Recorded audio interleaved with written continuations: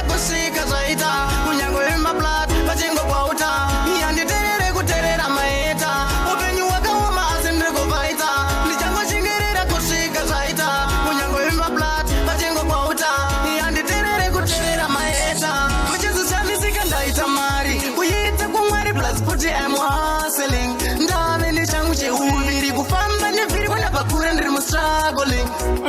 mari naka nevana vakanaka futi vane mukaka chun kila pamukaka gotlofasketso tofamba tichivaka kana waenda kunoraura chichinge chatyira gwinagwina wakaona kabhebi kakanaka wangu gara wangogwina yo wafonga kuraura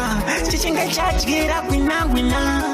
wakaona kabhebi kakanaka wangu gara wangogwina katore kaise padhuze pako kaudzenda tove mufesi wako cheuyendipo foni yako usanonoka kubhipa hashi dzako kakule down pachesti pako wopfuta kefisi mbi ine simoko obva wapfira